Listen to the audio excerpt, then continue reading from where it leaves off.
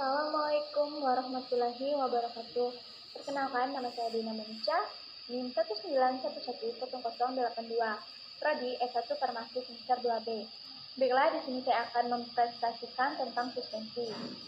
Di sini saya akan menjelaskan definisi suspensi.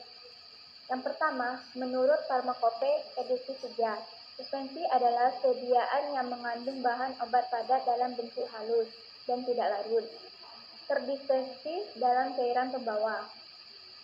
Yang kedua, suspensi oral adalah sediaan cair yang mengandung partikel padat dalam bentuk halus yang terdispersi dalam fase cair dengan bahan pengaroma yang sesuai yang ditunjukkan untuk penggunaan oral.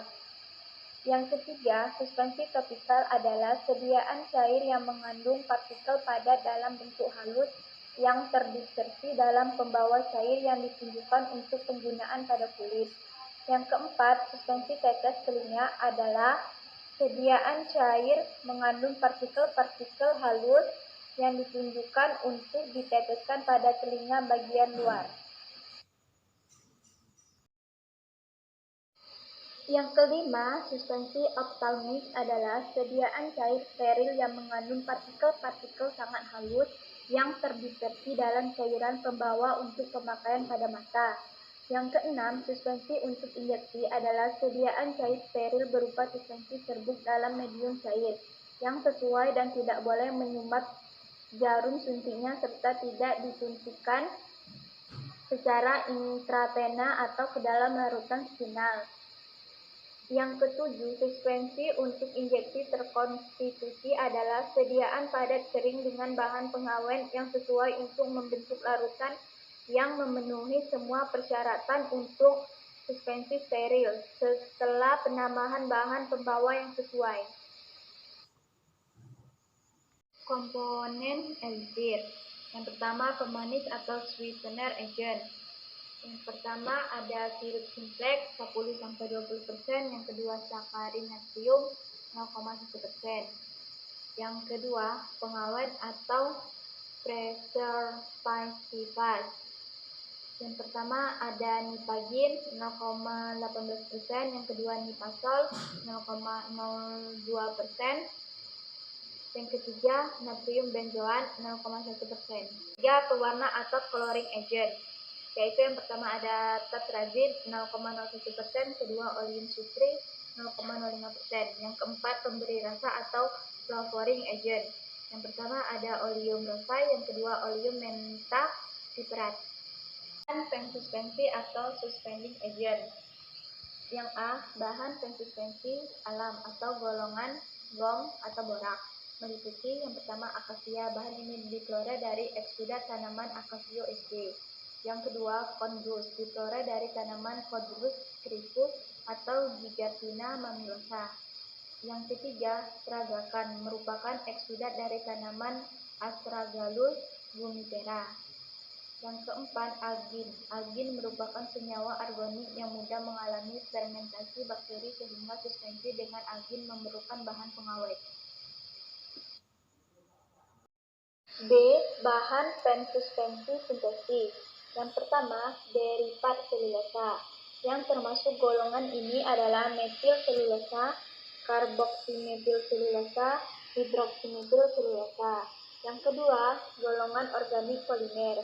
Yang paling terkenal dalam kelompok ini adalah karbopol 934. Cara mengerjakan obat dalam suspensi. Yang pertama, mode dispersi. Metode ini dilakukan dengan cara menambahkan serbuk bahan obat ke dalam mucilagua yang telah terbentuk, kemudian baru diincerkan. Mudah dan sukarnya serbuk dibasahi tergantung pada besarnya sudut kontak antara zat terdispersi dengan medium. Serbuk yang demikian disebut memiliki sifat hidropop. Yang kedua, metode presipitasi. Zat yang hendak didispersikan dilarutkan dahulu ke dalam pelarut organik yang hendak dicampur dengan air. Setelah larut dalam pelarut organik, larutan zat ini kemudian diencerkan dengan larutan pensuspensi dalam air sehingga akan terjadi endapan halus tersuspensi dengan bahan pensuspensi. Cairan organik tersebut adalah etanol, propilen glikol, dan polietilen glikol. Penilaian stabilitas. Yang pertama, volume sedimentasi. Kedua, derajat flokulasi. Yang ketiga, metode reologi. Yang keempat, perubahan ukuran partikel. Faktor yang mempengaruhi stabilitas suspensi. Yang pertama, ukuran partikel. Hubungan antara ukuran partikel merupakan perbandingan terbalik dengan luas penampangnya. Sedangkan antara luas penampang dengan daya tekan ke atas terhadap hubungan linear. Artinya, semakin kecil ukuran partikel, semakin besar luas penampangnya. Sedangkan semakin besar luas penampang partikel, daya tekan ke atas cairan akan semakin besar.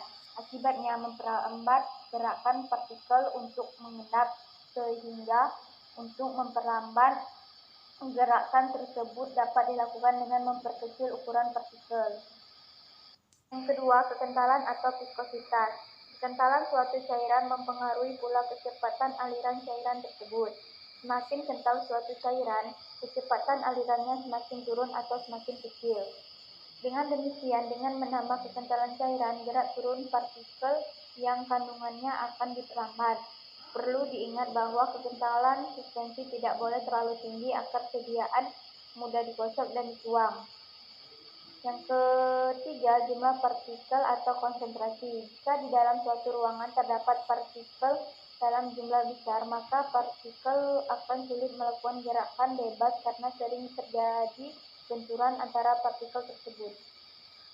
Yang keempat, sifat atau muatan partikel. Suatu suspensi kemungkinan besar terdiri atas beberapa macam campuran bahan yang sifatnya tidak terlalu sama. Partikel yang mengendap ada kemungkinan dapat saling melekat oleh suatu kekuatan untuk membentuk agregasi dan selanjutnya membentuk compacted king. Peristiwa itu disebut catching. Ukuran partikel dapat diperkecil dengan menggunakan mixer, homogenizer, colloid mill, dan mortir. Sedangkan viskositas fase eksternal dapat dinaikkan dengan menambah zat pengental yang dapat larut ke dalam cairan tersebut.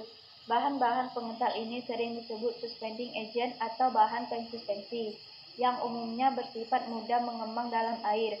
Bahan pensuspensi dapat dikelompokkan sebagai bahan pensuspensi dari alam dari bahan pensuspensi sintetis.